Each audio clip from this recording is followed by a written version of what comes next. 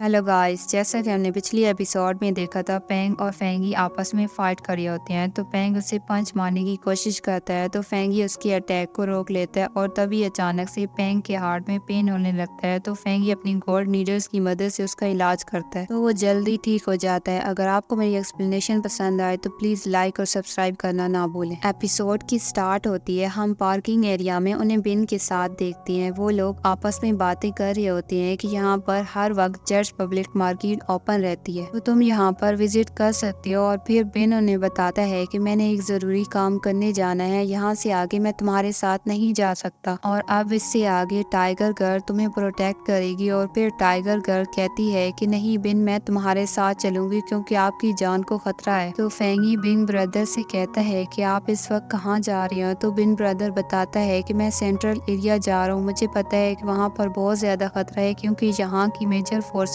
Balance maintain करना चाहती हैं। लेकिन ली फैमिली कुछ दिनों से काफी ज्यादा क्रेजी हो गई है जिसकी वजह से वो बाहर हर जगह पर ब्लास्ट कर रहे हैं। वो हर बार सेंट्रल एरिया तक पहुंचने की कोशिश करते रहती हैं। वो जेट्स की मार्केट को डोमिनेट करना चाहते हैं, इसलिए पेंग फैमिली ने दूसरी फैमिली के साथ मिलकर एक एग्रीमेंट किया है ताकि हम ली फैमिली को प्रेशराइज कर सके। मुझे उम्मीद है कि वो हमारी बात मान जाएंगे, इसलिए आज मैं दूसरी फोर्सेस से मिलकर मीटिंग करने वाला हूँ ताकि हम ली फैमिली को समझा सके। तो मिस सूजियो ने कहती है कि हाँ, मैंने भी रिसेंटली ली फैमिली के बारे में बहुत कुछ सुना है। तो फाइटर गर्ल उन्हें बताती है कि इस बार ली फैमिली के यंग मास्टर शियाओ बातचीत के लिए आएंगे, लेकिन वो हमेशा पॉइजनस स्नेक की तरह छुपकर वार करता है। तो टाइगर गर्ल कहती है कि मैं तुम्हें अकेले नहीं जाने दूंगी, इसलिए मैं तुम्हारे साथ चलूंगी। तो फेंगी कहता है कि टाइगर गर्ल ठीक कह रही है और मुझे किसी बॉडीगार्ड की जरूरत नहीं है। तो ब्रदर बिन कहता है कि ठीक है, तुम सबका ख्याल रखना। ऐसा कहती हुए वो वहाँ से चला जाता है। और फिर अगले सीन में फेंगी जेट पब्लिक मार्केट में पहुंच जाता है तो मिस्टर यू ने बताता है कि जेट पब्लिक मार्केट के दो एरियाज हैं, एक वो जो हमारे सामने है और दूसरा हमसे छुपा हुआ है। यहाँ पर कई किस्म के रफ स्टोन होते हैं और जो इसकी हाईएस्ट प्राइस देगा वही इस स्टोन को बाय कर पाएगा। इसके बाद वो हिडन मार्केट में पहुंच जाती हैं तो वो आसपास देखती हैं, वहाँ पर काफी कम रोशनी होती है क्योंकि ऑर्गेनाइजर को जेट्स खरीदने में डिफिकल्टी हो। तो वो अपने आसपास कई सारे रफ स्टोन को देखती हैं और फिर वो अपने सामने एक वुडन बॉक्स देखती हैं जिसमें एक फॉर्म फिल करके स्टोन की बडिंग प्राइस और स्टोन नंबर लिखकर बॉक्स में डाल दिया जाता है। जिसकी सबसे हाईएस्ट बडिंग प्राइस होती है तो वो स्टोन उसे दे दिया जाता है। मिस्टर यू कहता है कि इस बडिंग स्टोन में काफी ज्यादा रिस्क होता है और इसका रिवार्ड भी बहुत अच्छा होता है। तो तभी मिस्टर यू कहती हैं कि मुझे पहले मिस सूजी के पास जाना है, अगर तुम्हें जेट्स के बारे में कोई इन्फॉर्मेशन चाहिए तो मैं तुम्हें कुछ देर बाद वापस आकर बताऊंगा। और ऐसा कहते ही वो वहाँ से चला जाता है और फिर हम दो आदमियों को देखते हैं जो उन सब पर नजर रखे हुए थे। तो वो दोनों आपस में बातें कर रहे होते हैं कि लगता है कि ये पेंगुइन के न्यू फ्रेंड है। तो यंग मास्टर कहता है कि मुझे किसी काम की नहीं लग रही, पेंगुइन ऐसे लोगों से फ्रेंडशिप कैसे कर लेता है। तो उसका गार्ड उसे बताता है कि पेंगुइन दूसरी फोर्सेस से फ्रेंडशिप इसलिए करता है कि ताकि यहाँ पर कई सारे लोग विजिट करने आए। और फिर यंग मास्टर कहता है कि अब इन सबको मरना होगा क्योंकि ये ली फैमिली के लिए खतरा है। और जब शियाओ जेक्सिया को देखता है तो उसे कुछ मेमोरीज याद आती है कि उसकी भी एक बहन थी जो उससे बहुत ज्यादा प्यार करती थी। तो वो अपने गार्ड से कहता है कि जल्दी से मुझे इस लड़की की इंफॉर्मेशन दो। और फिर वो अपने टैबलेट से चेक करता है तो उसे बताता है कि इस लड़की का नाम बाई जेक्सिया है। तो यंग मास्टर कहता है कि इसका मतलब कि ये वही हो सकती है। और फिर फेंगी को लगता है कि कोई उन पर नजर रखी हुई है। और इसके बाद वो एक शॉप के अंदर एंटर होते हैं तो अपने सामने कई तरह के जेट स्टोन को देखते हैं। तो फेंगी अपनी पावर की मदद से उन सब स्टोन की क्वालिटी को चेक करता है तो उन सब में से एक स्टोन को तलाश कर लेता है जो देखने में आम सा लग रहा होता है। जब जेक्सिया स्टोन की प्राइस देखती है तो कहती है कि ये स्टोन काफी ज्यादा एक्सपेंसिव नहीं है, तो मैं अभी जाकर इसकी बिडिंग प्राइस जमा करवाती हूँ। तो तभी वहाँ पर यंग मास्टर पहुँच जाता है और कहता है कि ये स्टोन कई सालों से यहाँ पर रखा हुआ है लेकिन आज तक इस स्टोन को किसी ने भी नहीं बाय किया, तो तुम इसे बाय क्यों करना चाहते हो। तो जेक्सिया उससे पूछती है कि आखिर तुम हो कौन। तो कहता है कि बुरा मत मानना, मैं तो सिर्फ तुम्हारी मदद कर रहा था ताकि तुम्हारी मनी वेस्ट ना हो। तो सैनपा उसके पास जाकर कहता है कि आप अच्छे इंसान लग रहे हैं लेकिन ये हमारा पर्सनल मैटर है, हम खुद ही सॉल्व कर लेंगे। तो यंग मास्टर जेक्सिया से कहता है कि अगर आपको किसी चीज की जरूरत हो तो मैं तुम्हारी मदद कर सकता हूँ। तो फैटी सैनपा से कहता है कि तुम जिसको देखते हो उससे बात करना शुरू कर देते हो, तुमने देखा नहीं है कि ये जहाँ पर जेक्सिया के लिए आया है। तो जेक्सिया उससे कहती कहती है कि हमें तुम्हारी मदद की कोई ज़रूरत नहीं, मेरा फ्रेंड फेंगी ने बताया है कि ये रफ स्टोन बहुत अच्छा है, तो मुझे इसकी बात पर बिलीव है, ये गलत नहीं हो सकता। तो यंग मास्टर कहता है कि अगर तुम्हें मेरी बात पर बिलीव नहीं है तो हम एक बेट लगाते हैं, यहाँ पर 10 किस्म के जेड स्टोन है, अगर तुम्हारे वाले स्टोन से जेड निकला तो तुम मुझे लूजर बुला सकती हो। तो चेक्सिया फेंगी से कहती है कि तुम्हें इसके साथ बेट लगाने की कोई जरूरत नहीं। तो तभी यंग मास्टर के पर्सनल गार्ड उन्हें चारों तरफ से घेर लेती हैं। तो फैटी उन सबको देखकर बहुत ज्यादा डर जाता है। तो सेनपाओ कहता है कि तुम्हें हमसे क्या चाहिए। तो शियाओ उनसे कहता है कि तुम मुझे गलत मत समझो, ये मेरे पर्सनल गार्ड है, मैं तो सिर्फ तुम्हारे साथ बेट लगाना चाहता हूँ। तो फेंगी उससे पूछता है कि बताओ तुम्हारी शर्त क्या है। और फिर सीन शिफ्ट होता है जहाँ पर बिन और फाइटर्स गर्ल्स को देखती हैं। ली फैमिली वाले सोल्जर उनकी गाड़ी पर अटैक कर देते हैं। तो तभी बिन अपनी गन की मदद से मशीन गन वाले सोल्जर को मार देता है और इसके बाद टाइगर गर्ल भी अपनी गन की मदद से गाड़ी का टायर पंचर कर देती है। तो उनकी गाड़ी वहीं पर उलट जाती है। तो फाइटर गर्ल बिन से कहती है कि वो पागल ली शियाओ दोबारा से हम पर हमला कर देगा। तो बिन उसे बताता है कि जब तक मैं दूसरी फोर्सेस से इनके बारे में बात नहीं कर लेता तो वो तब तक ऐसा ही करते रहेंगे। लेकिन इनके अटैक से ये बात तो क्लियर हो गई है कि ली फैमिली अकेले ही जेट पब्लिक मार्केट पर कब्जा करना चाहती है। फिर वो सभी जेट पब्लिक मार्केट की तरफ जा रहे होते हैं और तभी सीन शिफ्ट होता है और फिर वो सभी जेट बिल्डिंग एरिया में पहुंच जाते हैं। तो वहाँ पर मिस्टर यू फेंगी से कहता है कि मुझे नहीं लगता कि इस रफ स्टोन में कोई जेट हो सकता है, अगर इस स्टोन में जेट हुआ तो वो बहुत छोटा होगा। तो तभी शियाओ का गार्ड कहता है कि तुम्हारी हिम्मत कैसी हुई हमारे यंग मास्टर से बेट लगाने की, तुम हर चीज हार जाओगे, यहाँ तक कि अपना अंडरवियर भी। तो फेंगी उसकी बात सुनते ही स्टोन कटर मशीन के पास जाकर उसका बटन ऑन कर देता है और जब वो स्टोन को 2 टुकड़ों में काटता है तो उसके अंदर जेट्स नहीं होता। तो फेंगी के फ्रेंड परेशान हो जाते हैं। इसके बाद ली शियाओ फेंगी से कहता है कि क्या तुम हारने के लिए तैयार हो और फिर वो गार्ड से कहता है कि जाओ उन सबको पकड़ लो। तो फैटी कहता है कि अभी तक विनर डिसाइड नहीं हुआ, इसलिए तुम हमें नहीं डरा सकते। तो सेनपाओ कहता है कि वहीं पर रुक जाओ, अगर आगे बढ़े तो मैं तुम्हें यहीं पर दफना दूंगा। तो फेंगी कहता है कि अभी तक स्टोन की कटिंग कंप्लीट नहीं हुई। तो शियाओ अपने गार्ड्स को ऑर्डर देता है कि वहीं पर रुक जाओ और कहता है कि इस बार भी स्टोन से कुछ न निकला तो मैं तुम्हें और तुम्हारे फ्रेंड को यहीं पर मार दूंगा। और फिर फेंगी दोबारा से कटिंग मशीन को ऑन करता है तो वो स्टोन को फिर से 2 टुकड़ों में काट देता है। इस बार स्टोन से जेट बाहर आ जाता है। फेंगी के फ्रेंड उससे देखकर बहुत ज्यादा खुश होते हैं और फिर मिस्टर यू जब उस जेट स्टोन को चेक करता है तो वो कहता है कि ये तो टॉप क्वालिटी का जेट स्टोन है, मैंने आज तक कभी भी इस किस्म का गिलास सीड नहीं देखा, ये तो एक मेरिकल है। तो मिस सूजी कहती है कि फेंगी ऐसे अक्सर मेरिकल करता रहता है, इसने दोबारा से मेरी आंखें खोल दी हैं। और फिर ली फैमिली के यंग मास्टर को देखती है, वो कहता है कि मैंने उम्मीद नहीं की थी कि मैं भी मिस्टेक कर सकता हूँ। तो चेक्सिया कहती है कि तुम हार गए हो, क्या तुम्हें अपना प्रॉमिस याद है। तो यंग मास्टर कहता है कि तुम जो कहोगी मैं वो करूंगा, मैं तुम्हारे लिए कुछ भी करने के लिए तैयार हूँ। और फिर अचानक से वहाँ की जमीन हिलने लगती है। तो तभी यंग मास्टर के बॉडीगार्ड उन सब पर अटैक करने के लिए पहुंच जाते हैं। तो वो उन्हें बताता है कि मेरा नाम ली शियाओ है, मैं ली फैमिली से हूँ। तो मिस्टर यू से देखकर शॉक रह जाता है और कहता है कि तो तुम हो ली फैमिली के यंग मास्टर ली शियाओ। तो मिस सूजी भी उसे देखकर काफी ज्यादा शॉक्ड होती है और फिर वो उन दोनों से कहता है कि तुम दोनों यहाँ से जा सकते हो, लेकिन फेंगी और उसके फ्रेंड तब तक यहाँ पर रहेंगे जब तक हम जेट्स पब्लिक मार्केट को पूरी तरह से कंट्रोल नहीं कर लेते। तो फेंगी उन्हें कहता है कि प्लीज आप यहाँ से चले जाएं। तो चेक्सिया कहती है कि तुम हमसे क्या चाहते हो और तभी ली शियाओ अपनी गन से उन सब पर अटैक कर देता है। तो फेंगी अपनी पावर की मदद से गन की बुलेट्स को रोक देता है और फिर सभी गार्ड एक साथ फेंगी पर शूट कर देती हैं। तो फेंगी अपनी पावर की मदद से सभी बुलेट्स को इजीली रोक लेता है और इसी के साथ ही ये एपिसोड यहीं पर खत्म हो जाती है। Thanks for watching.